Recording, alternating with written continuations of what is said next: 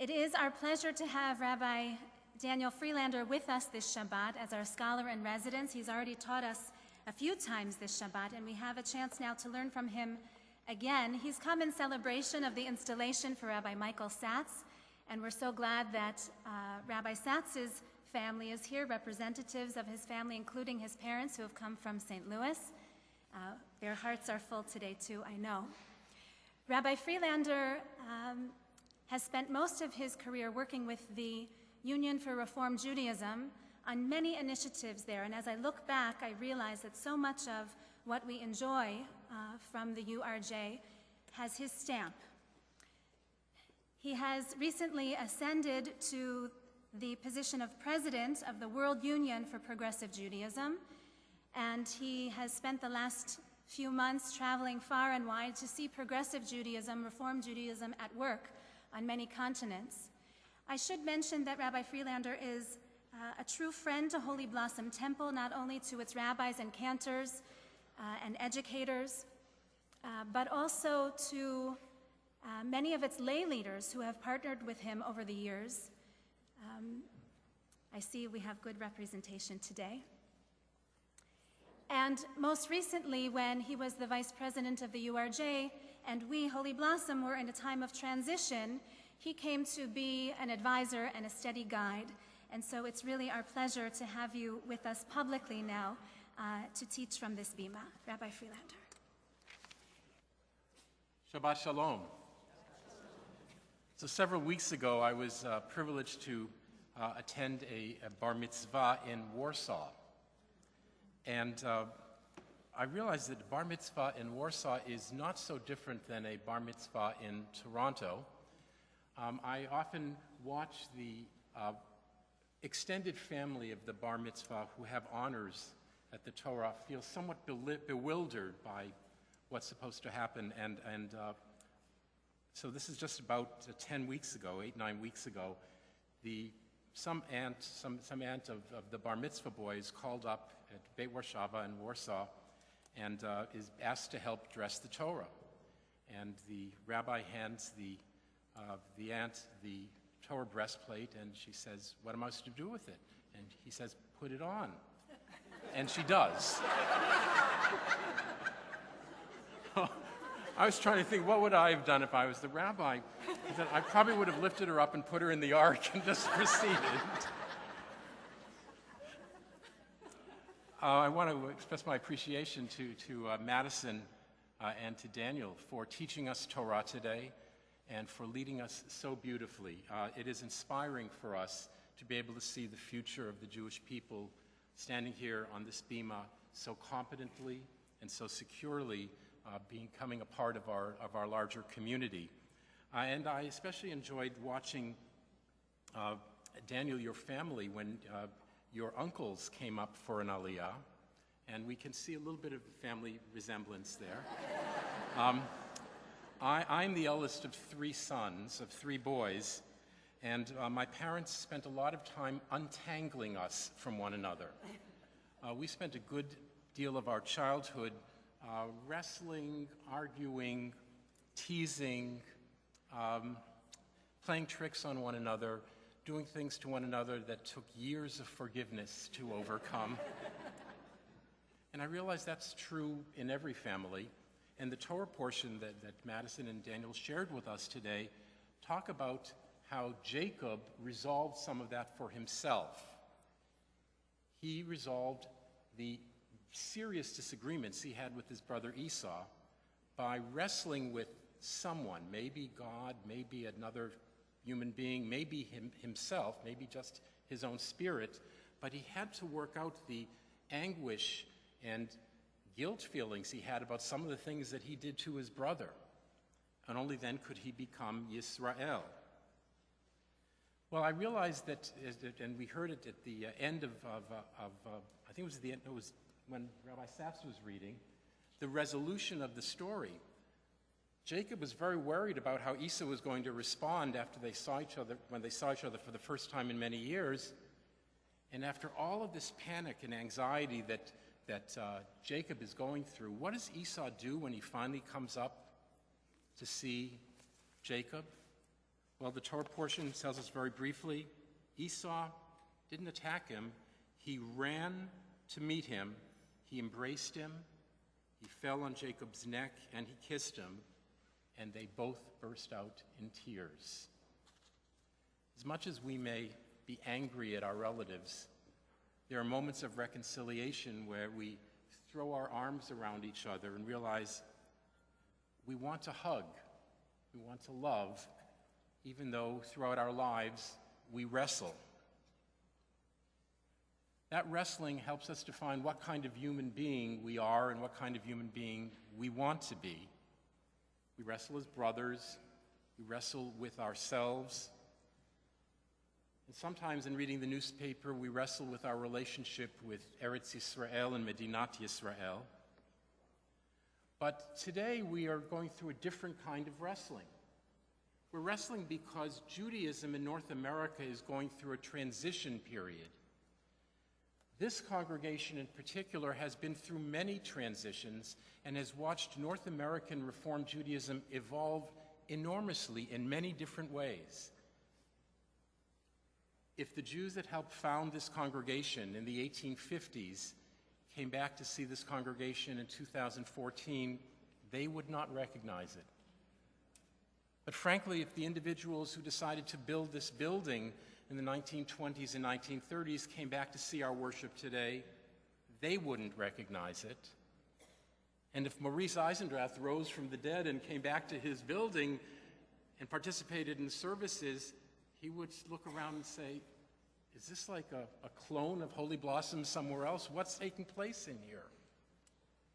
Holy Blossom Temple, like so many North American Reform congregations, has evolved and changed as its congregational membership has changed. We are constantly responding to the Jews who live in our community. There is not one version of Reform Judaism that is handed down to us. We create Reform Judaism here in Toronto and throughout North America. As the new president of the World Union for Progressive Judaism, I'm becoming increasingly aware of how radically different Reform Judaism in North America is from Reform Judaism in Poland or Belarus or France or England or Israel. We're all non-Orthodox Jews, but we live out our reality in very different ways. And you here in Toronto can watch just the living out of Reform Judaism in many different Reform congregations who are all true Reform congregations, but live their Reform Judaism a little differently than Holy Blossom or a little differently than one another. So I want to very quickly review a history of sorts of that evolution, just so you can put the evolution of this congregation in some perspective. And Rabbi Michael Satz joins this congregation as it begins a third cycle of Reform Judaism, and he and the professional team of this congregation are dedicated to leading this congregation into the future. The future and the past look different than one another, even though they are both Reform. Different forms of Jewish spirituality and expressing that spirituality, different approaches to Jewish learning, different ways of governing Holy Blossom Temple, different ways of thinking about the physical plant, about the building of Holy Blossom Temple, different ways of financing Holy Blossom Temple, different staffing structures of Holy Blossom Temple, and different roles that Holy Blossom Temple plays in the larger Jewish community. Now, if we think back to the first 50 or 80 years of Holy Blossom Temple, who were the members of this congregation? They were primarily German Jews. They were the founders of this congregation, very proud of a form of Reform Judaism that they brought with them from Central Europe to Toronto, and very determined to maintain certain decorum and certain styles of German Reform as this congregation grew. That whole period created your first building and frankly designed this congregational building, a building that you walk into, a sanctuary, and it's filled with awe. Even if nothing's taking place, even if we don't have the beautiful sounds of the choir overlaying the congregation, the space itself bespeaks a kind of formality and spirituality. You look up, and your eyes go straight to the Bima, straight to the Aron Kodesh. This congregation takes Jewish learning and took Jewish learning very seriously from its earliest days. This congregation was responsible about how it financed itself and built their buildings in the past and going forward into the future. And Rabbi Satz, who joins you this fall, grew up in a similar congregation from a similar time period. He grew up at United Hebrew Congregation in St. Louis and served a congregation, Beth Israel, in San Diego, also what I call a congregation from Reform Judaism 1.0, if you will, the first release of Reform in North America. Those are the congregations founded between, say, the 1840s and the 1920s, in the pre-World War II, pre-Depression era. And they have great similarities. They all have large sanctuaries. They all have awe-inspiring music. They all have choirs. They all take Jewish learning very seriously. They're all leaders in their community. They are the establishment first congregations in their communities. And therefore, there's a role that comes with that. But after World War II, we saw a tripling in the size of Reform Judaism in North America as the children and grandchildren of Eastern Europe who had immigrated to North America between the 1880s, 1890s, right through the end of World War II, well over 1 million East European Jews, Russian and Polish origin, who flooded North American shores. And originally, they didn't want anything to do with Reform Judaism. Reform Judaism was German Judaism. Reform Judaism, I saw somewhere them talking about this building as the church on the hill. My friends who grew up as Orthodox or conservative Jews didn't know how to deal with the fact that when they walked in and heard an organ sound in the sanctuary, they couldn't identify it as Jewish. That was many years ago. And now the great-grandchildren, and after World War II, the grandchildren and children of Eastern Europe joined Reform congregations as Reform Judaism really grew in the Toronto area, and many new congregations were formed, and Reform went from being just a German Jewish group to being the North American Jewish group. And the influx of East European Jews into our congregation forced our congregations to change. The worship modes of Holy Blossom today reflect the impact of its membership. The worship style we experienced this morning would never have naturally evolved to what we experience today if there had not been this intermarriage between German and East European Jews that took place throughout the 1950s, 60s, 70s, and 80s. This congregation is an amalgam and feels very different today than congregations created after World War II, where there are many more of them, by the way, than of the 1.0. That's what I call Reform Judaism Release 2.0. And there's very easy ways to identify 2.0 congregations. They all have folding walls. Any congregation built after World War II has a folding wall that separates a smaller sanctuary from a very large social hall. I know that's a very simplistic way to do it, but they have very large religious school buildings, often very much larger than the balance of the congregation. They have very large office structures. They were built with 2 reading desks of marble or whatever is built from day one, as opposed to the addition of a reading desk for the Chazan at this congregation. They are different congregations because they evolved primarily the German influence is much weaker in those congregations. Now, listen, we're in 2014. Our influence is even more different than the influences after World War II. Think about the influences on what will become, here at Holy Blossom and throughout North America, Reformed Judaism 3.0. Think about how different the role of women is in our congregations in 2014 than it was in 1950 or 60 here at Holy Blossom. Think about the role of music in this congregation in 2014 and compare it to where it was 60, 70 years ago. Think about how differently we think about young families and about Jewish education. The second service taking place this morning for our young families. And think about the new immigrant groups into Reformed Judaism. Think about the presence of interfaith couples in our congregations, raising their families as Jews and as full members of our congregations. Think about our open arms to our gay and lesbian brothers and sisters. There's a new constituency, and it's not German and East European any longer. It's North American. It's the full fabric of North America and how we, as progressive Jews, interact with North America to create a unique, vibrant, exciting, meaningful, spiritual Reformed Judaism for our community.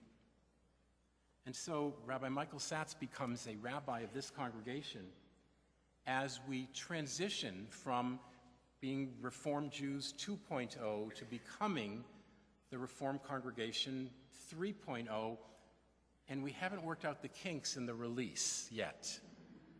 There will be a Holy Blossom 3.0.3.1 and 3.2 and 3.4 as all the plans evolve.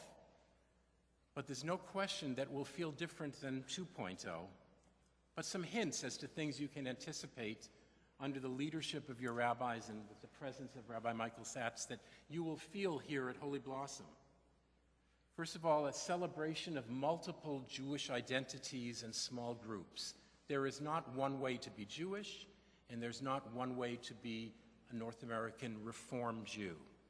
That within the umbrella of Holy Blossom Temple, there are many ways to express one's Jewishness, one's Jewish involvement in the community, one's Jewish learning.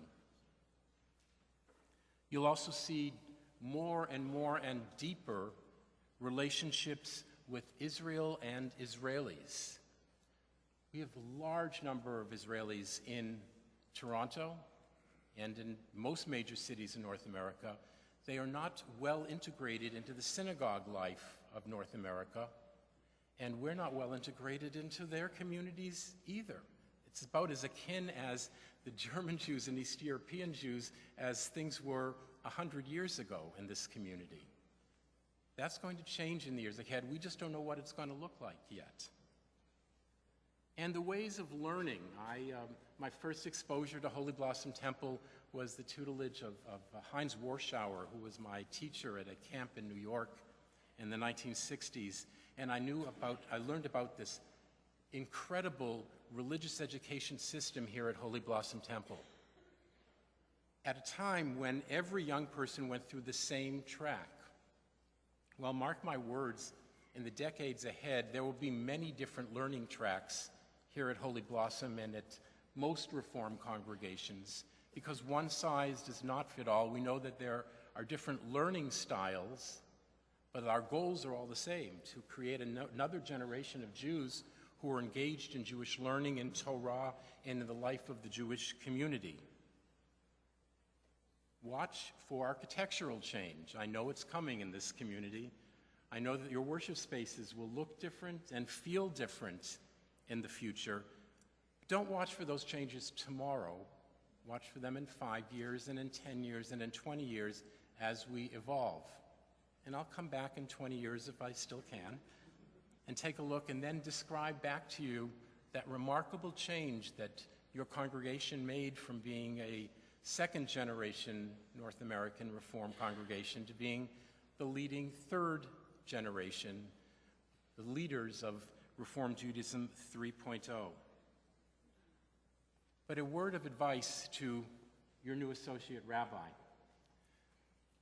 This work can be scary and overwhelming because everyone has their vision of what this place should look like. And unfortunately, there are several thousand visions of what Holy Blossom should look like. And everyone knows that their vision is the right vision.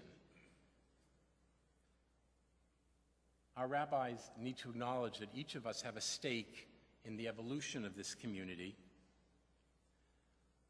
But that work can take every ounce of our energy. And I want to caution you to remember that this congregation can only be as good as you are, and as healthy as you are, and as healthy as your family is.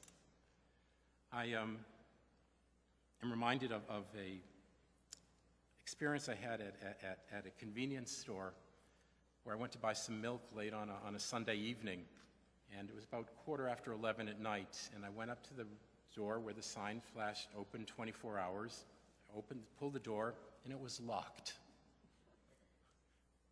I was very annoyed. I came back the next morning at 6:30 in the morning, it was open, and I went in, I said, I don't understand, I came here last night, the sign says open 24 hours, I came to buy milk. And the owner looked up at me and he said, we're open 24 hours. I said, no, you're not. He said, just not in a row. A rabbi is always a rabbi.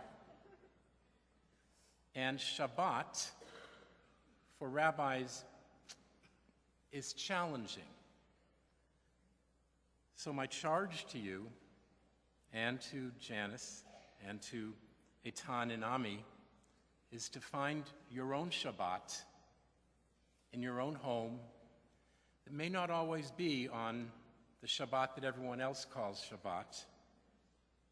Because if you don't make that for yourself, you'll not be able to help create a Jewish life, meaningful Shabbats, and meaningful learning for the members of Holy Blossom Temple. In today's portion, Madison and Daniel taught us that we are not B'nai Yaakov, rather we are B'nai Yisrael. We are the children of that persona that wrestled with all the things that he was feeling about life and needed to do in life. But we're not the children of the person who felt anxious and guilty. We're the children of the person who wrestled with all the challenges and came to peace with himself. And I hope that in years ahead I'll come back here, and just as this congregation is B'nai Yisrael, we will also be B'nai Michael, children of Rabbi Michael Satz. And so I ask all of you to turn to page 150 in your Sidurim, and I ask Michael's wife, Rabbi Janice Elster, and Eitan, his son, to join me here on the bima. And as we open the ark and hand the Torah to Rabbi Satz, I'm going to ask you to join me in blessing him with the words of the priestly benediction on page 150. I have a lot of thanks to our B'nai Mitzvah, to our choir who always brings out all the beauty of the words of our liturgy. Thank you to Rabbi Freelander for those beautiful words and those inspiring words. And it's an honor to share this simcha with you. Thank you to the Holy Blossom Temple community for welcoming me and my family to Toronto and continuing to be a welcoming place these last few months. To Rabbi Splansky and our senior staff, it's a pleasure to work with colleagues with vision and passion who work hard every day to lead this place in renewal. The same can be said about our larger staff, our leaders, our board of directors, our committee chairs, and all of our volunteers. Thank you to those volunteers who were instrumental in hiring me for this place, our search committee. But I need to thank my family most of all, Janice, Eitan, and Ami. It's not easy to move from Southern California to Toronto. There's a lot of logistics, there's a lot of stress. There has been a lot of transition in our lives these last few months, and we couldn't have gotten through them without you, Janice. My first sermon here, I mentioned that people often playfully tell me that I'm crazy for leaving San Diego. And I tell them, yes, the sunshine is all it's cracked up to be. But seriously, there are many reasons I chose to apply to be your associate rabbi at Holy Blossom, and I am grateful that I was chosen to be your associate rabbi.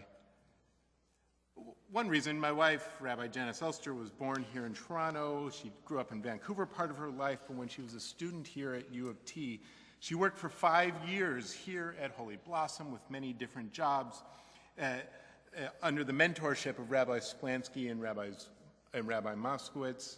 And since meeting my wife in 2002 in rabbinical school, she spoke a lot about how amazing this community is. And then one of our best friends, Rabbi Karen Tomashow, became the assistant rabbi here in 2007, the year all three of us were ordained as rabbis. And I feel I heard from her more about how amazing Holy Blossom is, about this community's love of tradition, about this community's innovation, this community's passion for Israel, our seriousness for learning. And I bet a good word from Rabbi Tomashow is what actually got me this position. True, you can't compare a Toronto winter to a San Diego winter, but you also can't compare any city with the vibrancy of the Jewish community here in Toronto. And I see Holy Blossom as being the center of that vibrancy. But a lot of people today are crying about the North American Jewish community. We've been talking about for a year about the Pew study in the States that people are trying to vault, and the other day I was at the Federation with a meeting of the Board of Rabbis to learn about the demographics of this community. Yes, there are challenges, but I see these challenges as great opportunities for renewal and revival. We shouldn't be crying. In this week's Torah portion, our matriarch Rachel dies on the road to Ephrat. Later, Jewish tradition sees Rachel there on the road weeping for the Jewish people as they trudge past her on the many roads of exile and calamity. We can see Rachel's tears as tears of hopelessness, tears of calamity. We are the ever-dying people. But I don't see it that way. Psalm 126, we sing before the Birkat HaMazon on Shabbat and holidays, those who sow in tears will reap in joy. I'm filled with joy. I'm filled with hope for our community and the larger Jewish community. All the demographics we read about how more and more people are unaffiliated, that's just an opportunity for us to inspire them. And I want to ask all of you to come with me in joy as we inspire others with the meaning, the great deep meaning we find in Judaism. Inspire others with the relationships that we make here at Holy Blossom, the relationships over Torah study, the relationships over Shabbat tables, the relationships we have with the state of Israel. These relationships are what give us meaning, what give us passion, what give us a purpose in life. So please,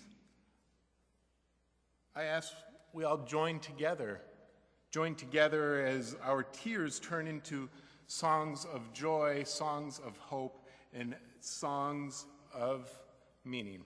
Shabbat Shalom.